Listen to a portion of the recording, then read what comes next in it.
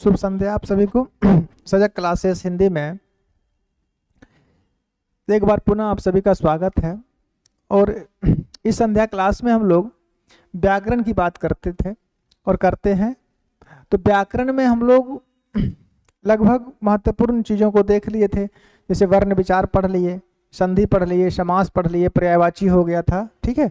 उसके बाद हम लोग स्टार्ट किए थे अनेक शब्दों के लिए एक शब्द। तो अनेक शब्दों के लिए एक शब्द व्याकरण में ये शब्दावली के अंतर्गत आते हैं। और ये अनेक शब्दों के लिए एक शब्द या एक वाक्यांश या फिर पर्यायवाची है, ये सब शब्दावली व्याकरण शब्दावली के अंतर्गत आते हैं और परीक्षा की दृष्टि से महत्वपूर्ण है। तो ये अनेक शब्दों के लिए एक शब्द की एक क्लास हो चुकी थी, लगभग उसमें 20-25 हम लोग देख चुके हैं, है ना। आज ये दूसरी क्लास है और आज भी कुछ महत्वपूर्ण शब्द देखेंगे जो परीक्षा की दृष्टि से महत्वपूर्ण है और अनेक परीक्षाओं में पूछे जा सकते हैं। तो चलिए आज इसकी क्लास फिर आगे बढ़ाते हैं। अनेक शब्दों के लिए एक शब्द की एक क्लास होगी, आज ये इसकी दूसरी क्लास है। चलिए आगे कुछ आज भी हम लोग देखते हैं, लगभग 20-25 देख ही लेंगे। नंबर एक में लिखिए जिसमें कांटे या विघ्न बाधा ना हो। पहला बात, जिसमें कांटे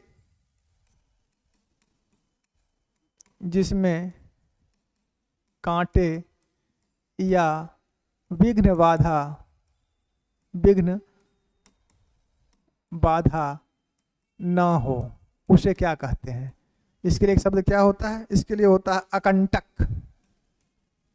इसके लिए क्या होता है? इसके लिए होता है अकंटक। जिसमें कोई विघ्न बाधा ना आ जाए उसके लिए होता है अकंटक। नेक्स्ट, जिसके पास कुछ भी ना हो।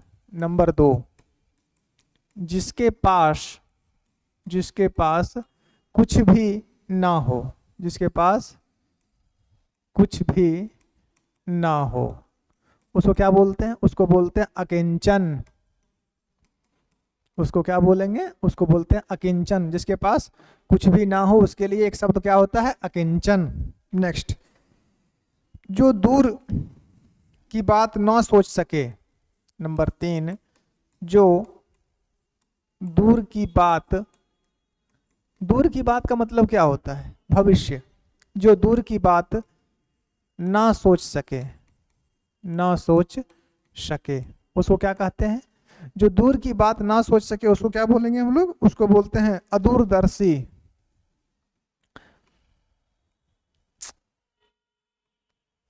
क्या? अदूरदर्शी। अगर दूर की बातें सोचता है तो दूरदर्शी, दूर की बातें ना सोचता है तो अदूरदर्शी। आगे देखिए, जिसका परिहार। नंबर 4, जिसका परिहार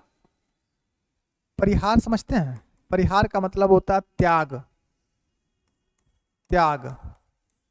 जिसका परिहार ना हो सके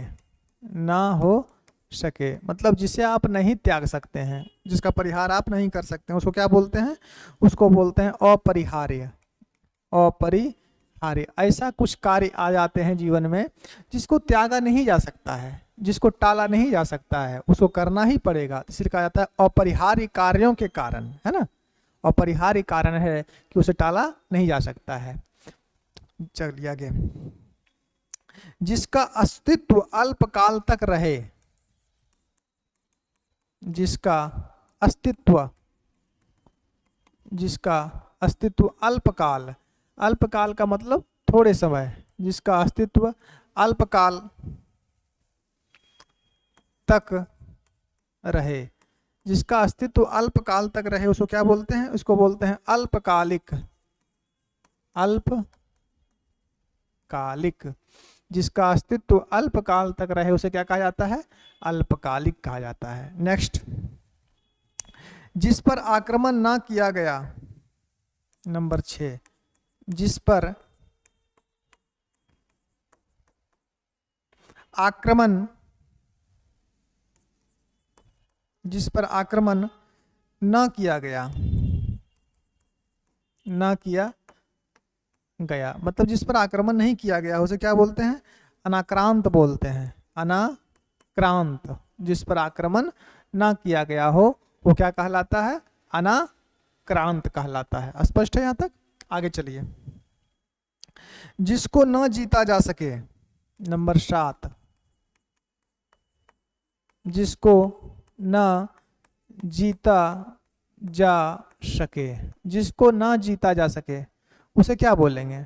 जिसको न जीता जा सके उसे कहा जाता है अजेय, अजेय, अजेय, या इसको आप लोग बोल सकते हैं, अजेय को बोल सकते हैं अविजित, अजेय या अविजित इसको बोल सकते हैं, जिसे जीता ना जा सके।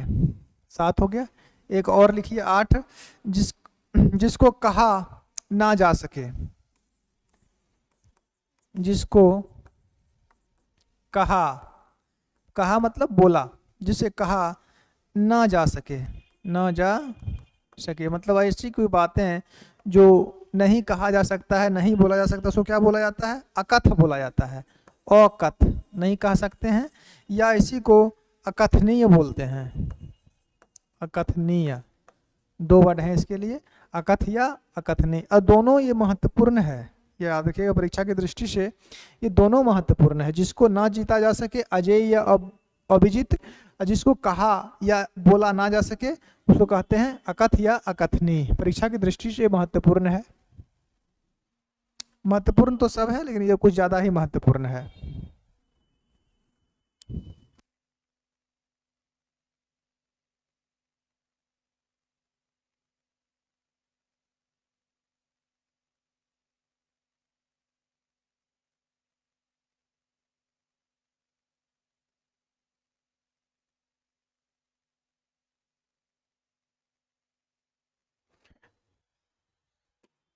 आगे यहां तक लिख लिया ना? 8। नंबर 9, नंबर 9 में लिखिए जिसकी तुलना ना हो सके, जिसकी तुलना ना हो सके, जिसकी तुलना ना की जा सके, ना की जा सके या ना हो सके, क्या कहलाता है? इसको कहते हैं अतुल्य। अतुल्य एक शब्द, और एक शब्द इसको बोल सकते हैं अतुलनीय। अतुलनीय, इसके लिए 2 शब्द हैं। जिसकी तुलना ना किया सके, अतुल्य, अतुलनीय। नेक्स्ट लिखिए, महल का वह भाग जहां रानियां निवास करती है, नंबर 10, महल का वह भाग जहां रानियां, महल का वह भाग जहां रानियां निवास करती है, निवास करती है, क्या कहलाता है? इसको रनिवास बोलते हैं। एक तो रनिवास, और एक शब्द इसको बोलते हैं अंतःपुर। अंतःपुर, इसके लिए भी 2 शब्द है। महल का वह भाग जहां रानियां निवास करती है वो रनिवास कहलाता है, या फिर अंतःपुर कहलाता है। आगे चलिए। जो पहले कभी ना हुआ हो, जो पहले कभी ना हुआ हो, जो पहले कभी ना हुआ हो उसको बोलते हैं अभूतपूर्व। अभूतपूर्व या अपूर्व, अभूतपूर्व या अपूर्व। नेक्स्ट, जिसका त्याग ना हो सके,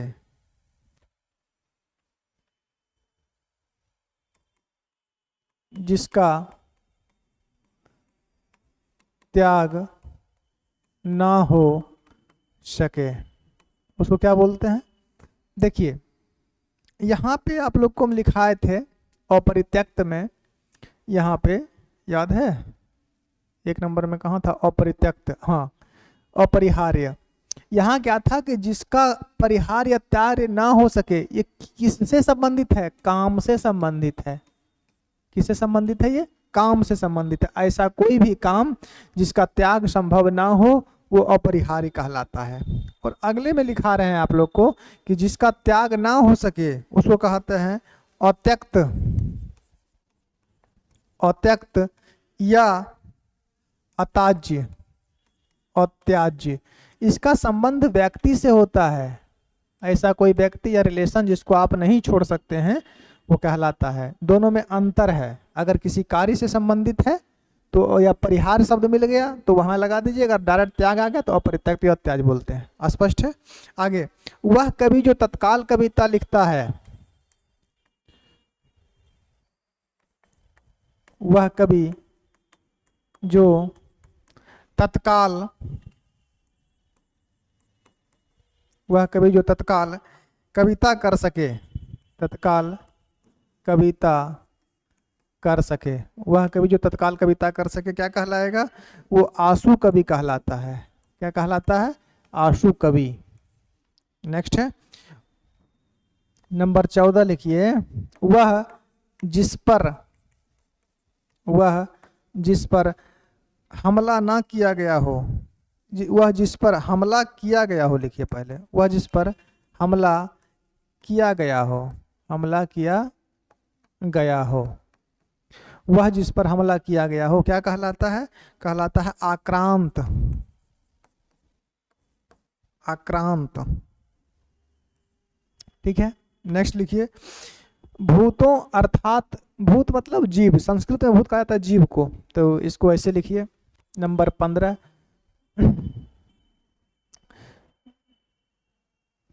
जीवों अथवा भूतों, जीवों अथवा भूतों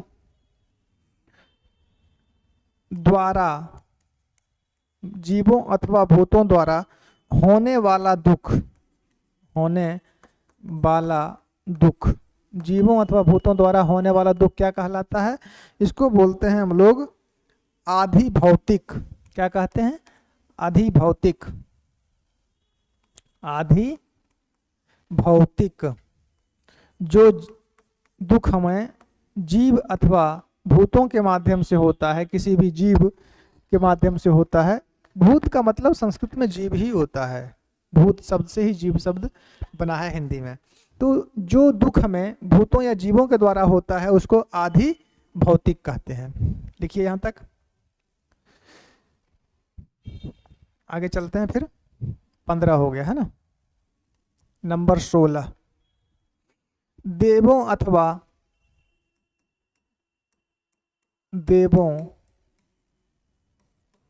अथवा, देव अथवा क्या बोल सकते हैं? देव अथवा प्रकृति द्वारा, देव अथवा प्रकृति द्वारा होने वाला दुख, होने वाला दुख, देव अथवा प्रकृति द्वारा होने वाला दुख क्या कहलाता है? ये कहलाता है आधि वैदिक, आधि वैदिक। दोनों में 2 वर्ड का प्रयोग होता है, थोड़ा ध्यान रखेंगे। नेक्स्ट, किसी मत का सर्वप्रथम समर्थन करने वाला क्या कहलाता है? लिखिए, किसी मत का सर्वप्रथम, किसी मत का सर्वप्रथम समर्थन करने वाला, किसी मत का सर्वप्रथम समर्थन करने वाला क्या कहलाएगा? किसी मत का सर्वप्रथम समर्थन करने वाला कहलाता है आदि प्रवर्तक। क्या कहलाएगा? आदि प्रवर्तक। ऐसा व्यक्ति जो किसी मत का समर्थन सर्वप्रथम करता हो वो आदि प्रवर्तक कहलाता है। नेक्स्ट, दूसरों के सुख के लिए अपना त्याग, महत्वपूर्ण है। दूसरों के सुख के लिए, दूसरों के सुख के लिए अपना त्याग, दूसरों के सुख के लिए अपना त्याग क्या कहलाएगा? दूसरों के सुख के लिए अपना त्याग क्या कहलाता है? आत्मोत्सर्ग, आत्मोत्सर्ग। आत्मोत्सर्ग कहलाता है। फटाफट लिखते चलिए। अग्नि से संबंधित क्या होता है? अग्नि, अग्नि मतलब आग। अग्नि से संबंधित, अग्नि से संबंधित क्या कहलाता है? अग्नेय कहलाता है। क्या कहलाता है? अग्नेय। लिखिए इतना।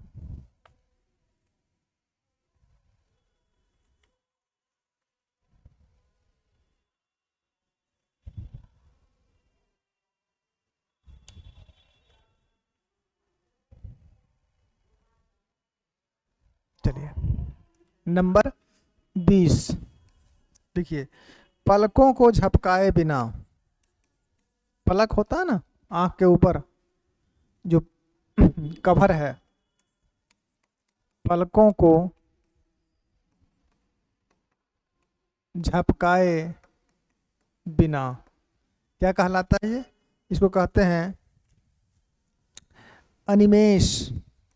महत्वपूर्ण है ये अनिमेष, या इसी को निमिनेश कहा जाता है। निनिमेष, निर्निमेष। ठीक है। पलकों को झपकाए बिना। नेक्स्ट, जो आलोचना के योग्य हो,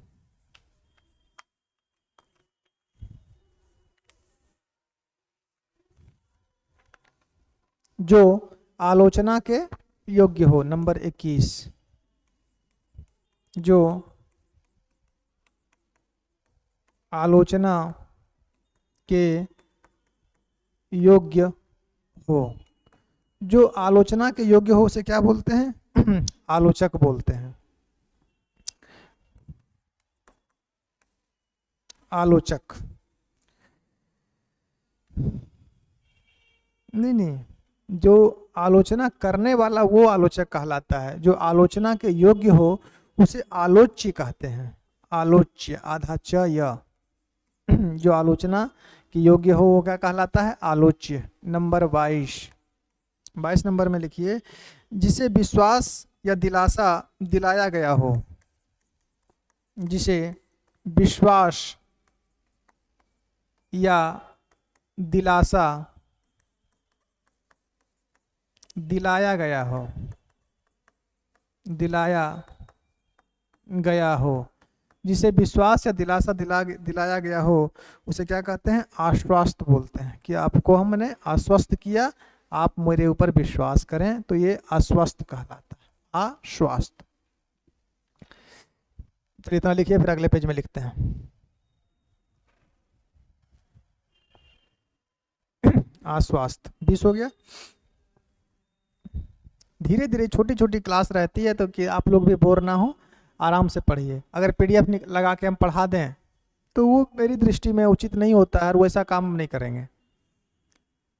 पढ़ना जिसे है वो बैठ के लिखेगा, देख के लिखेगा, याद करेगा, दिक्कत है तो पूछेगा। क्या मतलब है कि पीडीएफ लगा के पढ़ा दिए? तो अगर पीडीएफ लगा के पढ़ा देते तो आप किताबों में तो बहुत सारा है, आप लोग भी पढ़ लीजिए। फिर मेरी पढ़ाने की आवश्यकता क्या है? खुद से पढ़िए। अगर किसी शब्द में दिक्कत आ रही है तो पूछिए। चलिए, जिसे विश्वास या दिलासा दिलाया गया हो आश्वस्त होता है। 22 नंबर 23 में लिखिए। आशा से अधिक, आशा से अधिक क्या कहलाता है? आशातीत कहलाता है। आशातीत, आशा से अधिक आशातीत। नंबर 24 में लिखिए। आत्मा और ईश्वर, आत्मा और ईश्वर से संबंध रखने वाला, आत्मा और ईश्वर से संबंध रखने वाला। आत्मा और ईश्वर से संबंध रखने वाला क्या कहलाता है? आध्यात्मिक कहलाता है। ऐसा व्यक्ति जो आत्मा या ईश्वर से संबंध रखता हो, उससे कॉन्सेप्ट में ये सभी चीजें बसी हो, वो आध्यात्मिक कहलाता है। आध्यात्मिक। ठीक है। नेक्स्ट, आदि से लेकर अंत तक, आदि से लेकर अंत तक, आदि से लेकर अंत तक क्या कहलाता है? ये आद्योपांत कहलाता है। आद्योपांत, आदि से लेके लास्ट तक आद्योपांत। जो इंद्रियों से परे हो, जो इंद्रियों से परे हो, जो इंद्रियों से परे हो उसको क्या कहते हैं? इंद्रियातीत कहते हैं, उसे इंद्रियातीत कहते हैं, इंद्रियातीत। नेक्स्ट, जो दूसरों की उन्नति देखकर जलता हो, जैसे आपका पड़ोसी है ना, इस संसार में वही एक ऐसा जीव होता है जिसको सबसे अधिक कष्ट होता है। लिखिए, जो दूसरों दूसरों की उन्नति देखकर, जो दूसरों की उन्नति देखकर जलता हो, जो दूसरों की उन्नति देखकर जलता हो, क्या कहलाता है? ईर्ष्यालु कहलाता है। क्या कहलाएगा? ये ईर्ष्यालु कहलाता है, ईर्ष्यालु। इंद्रियों पर किया जाने वाला या हाँ, इंद्रियों पर किया जाने वाला बस क्या कहलाएगा? इंद्रियों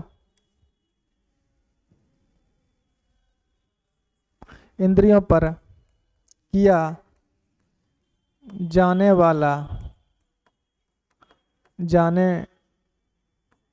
वाला वश, इंद्रियों पर किया जाने वाला वश क्या कहलाएगा? ये कहलाएगा इंद्रिया निग्रह, इंद्रिया निग्रह। इंद्रियों पर किया जाने वाला बस क्या कहलाता है? ये इंद्रिया निग्रह कहलाता है। चलिए, नंबर 29, इतना लिखिए, इंद्रिया निग्रह। 30-40 से कम क्या पढ़ना है? 30-40 भी अगर एक दिन में याद नहीं कर रहे हैं तो कैसे काम चलेगा? उसमें भी आप लोग को हम परीक्षा की दृष्टि से जो महत्वपूर्ण है सिर्फ वो बता रहे हैं। इंद्रियों पर किया जाने वाला वश इंद्रिया निग्रह कहलाता है। आगे लिखिए, इंद्रियों को बस में रखने वाला,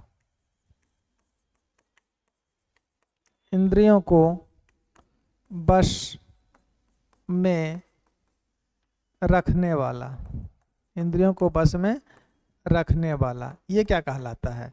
इंद्रियों को बस में रखने वाला इंद्रजीत कहलाता है। इंद्रिय जीत, इंद्रिय जीत। इंद्रियों को जो बस में कहलाता है वो इंद्रिय जीत कहलाता है, और जो इंद्र को जीत लिया वो इंद्रजीत कहलाता है। ठीक है, 29 हो गया। नेक्स्ट चलिए, नंबर 30, 30वां नंबर लिखिए, इतिहास का जानकार क्या कहलाएगा? इतिहास का जानकार क्या कहलाएगा जी? इतिहास का जानकार इतिहासज्ञ कहलाता है, ऐतिहासिक नहीं, इतिहासज्ञ कहलाता है। इतिहास का जानकार इतिहासज्ञ कहलाएगा।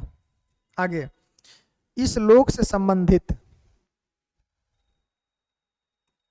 31, जो इस लोक से संबंधित हो, जो इस लोक से संबंधित हो, क्या कहलाएगा? इहलौकिक। जो इस लोक से संबंधित हो, इहलौकिक।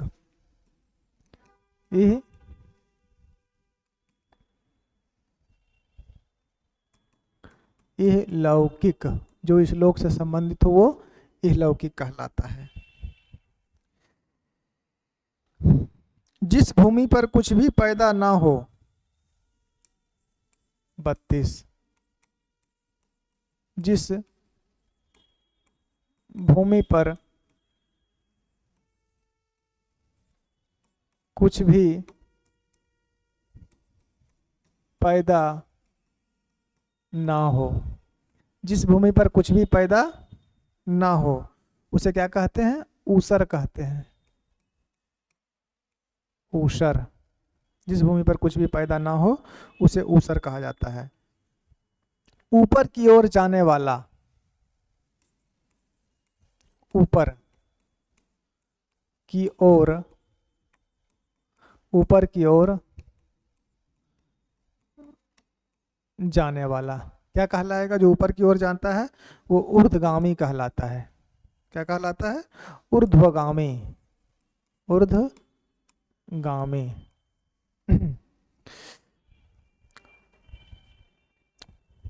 और ऊपर आने वाला श्वास क्या कहलाएगा? जो श्वास हम ऊपर लेते हैं उसे क्या कहते हैं? उसे उच्छ्वास कहते हैं। वो श्वास जो ऊपर से आया उसे उच्छ्वास कहा जाता है। देखिए नंबर 34। ऊपर आने वाला श्वास, ऊपर आने वाला श्वास क्या कहलाता है? ये कहलाता है उच्छ्वास। उच्छ्वास। आगे लिखिए, ऊपर की ओर उछाला हुआ। ऊपर से है तो ऊपर से 3 को लिख लीजिए मोस्ट। ऊपर की ओर उछाला हुआ, जो ऊपर की ओर उछाला जाए, ऊपर की ओर उछाला, ऊपर की ओर उछाला हुआ, ऊपर की ओर उछाला हुआ क्या कहलाता है? उच्छिप्त कहलाएगा। उच्छिप्त है ना। उच्छिप्त। जो छाती के बल चलता हो उसे क्या कहते हैं? ये छाती है ना, छाती के बच्चा चलता है ना, छाती के बल, पेट के बल रेंगता है, तो उसे क्या कहते हैं?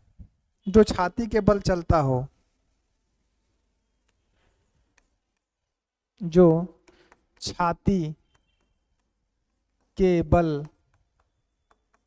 जो छाती के बल चलता हो, चलता हो, जो छाती के बल चलता है उसे क्या कहा जाता है? उसे उरग कहा जाता है। उरग।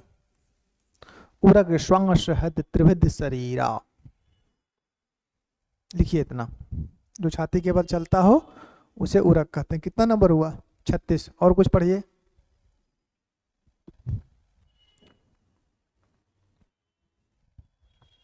नेक्स्ट 37। सांसारिक वस्तुओं को प्राप्त करने की इच्छा क्या कहलाएगी? ऐसना कहलाती है। 37 है, फिर गड़बड़ाएगा नंबर। 36 है, 37 होगा ना। 37।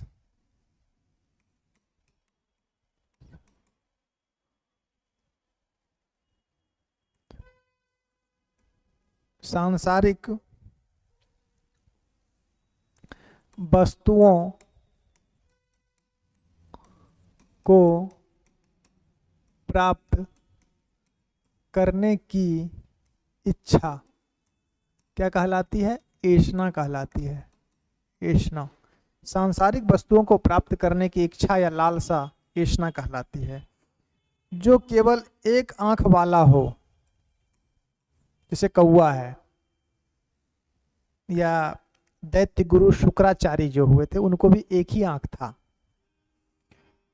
जो एक आंख, जो एक आंख वाला हो उसको क्या कहा जाता है? एकाक्ष कहा जाता है। क्या कहा जाएगा? एकाक्ष। एकाक्ष।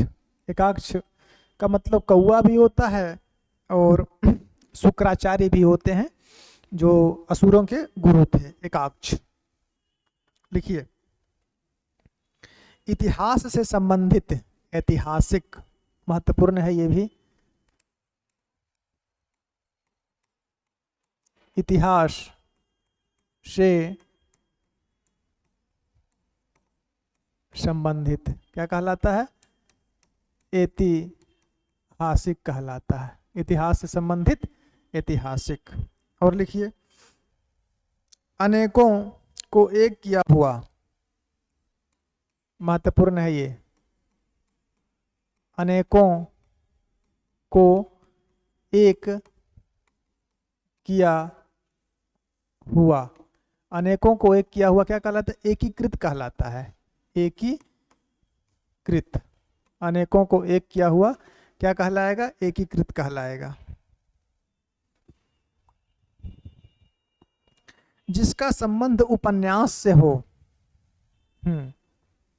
41, पढ़ो पढ़ो थोड़ा सा और। जिसका संबंध उपन्यास, नोवेल जिसको बोलते हैं, से हो, जिसका संबंध उपन्यास से हो वो क्या कहलाएगा? औपन्यासिक कहलाता है। औपन्यासिक, जिसका संबंध उपन्यास से हो वो औपन्यासिक कहलाता है। और जो उपनिषद से संबंधित हो वो क्या कहलाएगा? ये भी लिखिए, ये भी महत्वपूर्ण है।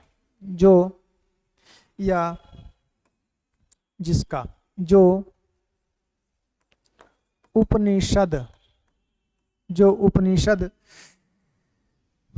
जो उपनिषदों से संबंधित हो, जो उपनिषदों से संबंधित हो, जो जिसका संबंध उपन्यास यानी नॉवेल से हो वो औपन्यासिक कहलाता है। और जिसका जो उपनिषदों से संबंधित हो उसे क्या कहते हैं?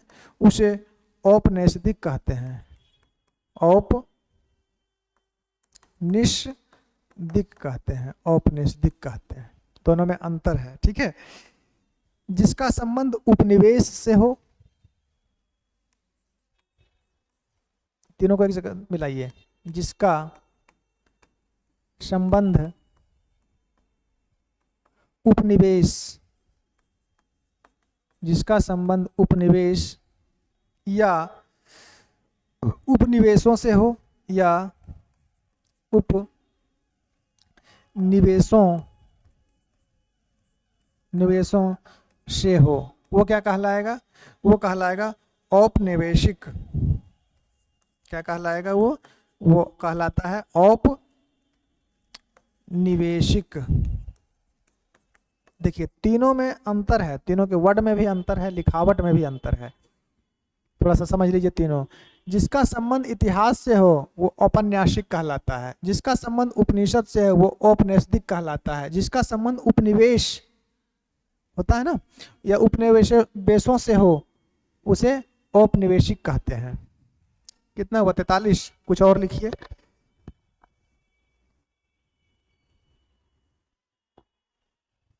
तैतालीस, 50 पूरा लीजिए, छोड़ देंगे। 44, 43, 44 लिखिए।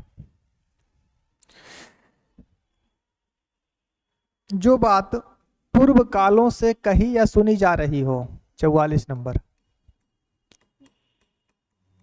जो बात पूर्व काल माने पहले से, जो बात पूर्व काल से लोगों,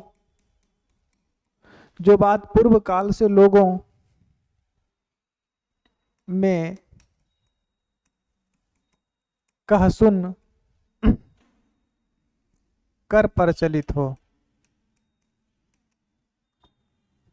कह सुनकर प्रचलित हो, उसे क्या बोलते हैं? उसे जनश्रुति बोलते हैं।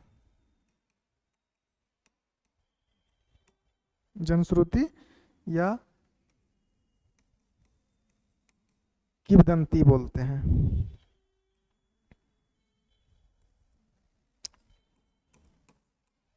किंवदंती कहते हैं। स्पष्ट है? इतना लिखिए।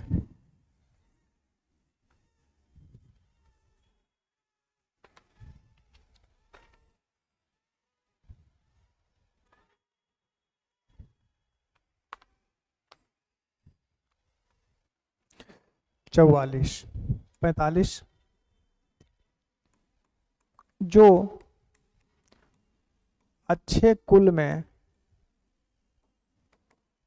अच्छे कुल में जन्मा हो, क्या कहलाता है? कुलीन कहलाता है। जो अच्छे कुल में जन्मा हो कुलीन। 50 पूरा ये छोड़ देंगे। 46। किए हुए उपकार को मानने वाला, किए हुए उपकार को मानने वाला, जो किए गए उपकार को मानता हो उसको कृतज्ञ बोलते हैं। क्या बोलते हैं? कृतज्ञ बोलते हैं। और जो किए गए उपकार को भूल जाता हो उसे क्या बोलेंगे? किए गए उपकार को भूल जाने वाला, भूल जाने वाला उसे क्या कहते हैं? जो किए गए उपकार को मानता है उसको कृतज्ञ बोलते हैं, और जो किए गए उपकार को भूल जाता है उसे कृतघ्न बोलते हैं। थोड़ा सा ध्यान पर दीजिए, उसे कृतघ्न, घर न, कृतघ्न बोलते हैं। 47-48 बहुत काम करते रहने वाला, बहुत काम करते रहने वाला क्या कहलाएगा? कर्मठ कहलाता है। बहुत काम करते रहने वाला कर्मठ। 2 और लिखिए, 49 और एक 50 छोड़ देंगे। 50 में अपनी गलती स्वीकार करने वाला, अपनी गलती स्वीकार करने वाला, जो अपनी गलती को स्वीकार कर लेता है वो क्या कहलाता है? उसे कातिल कहते हैं। अपनी गलती को स्वीकार कर लेने वाला कातिल कहलाता है। अपनी गलती को स्वीकार करने वाला कातिल। एक और 50 लिख लीजिए। देखिए, वृक्ष लता, वृक्ष लता फूलों से घिरा हुआ, वृक्ष लता फूलों से घिरा हुआ, वृक्ष लता फूलों से घिरा हुआ कोई सुंदर स्थान, कोई सुंदर स्थान, वृक्ष लता फूलों से घिरा हुआ कोई सुंदर स्थान क्या कहलाएगा? इसको कुंज कहा जाता है। कुंज। वृक्ष लता फूलों से घिरा, वृक्ष लता फूलों से घिरा हुआ कोई सुंदर स्थान कुंज कहलाता है। तो आज इस 50 को ही देखिए और इसी को थोड़ा सा 1-2 बार पढ़ लीजिए, याद हो जाएगा। इसमें रट्टा मारने वाली ऐसी कोई बात नहीं होती है। ठीक है, पर्याप्त है।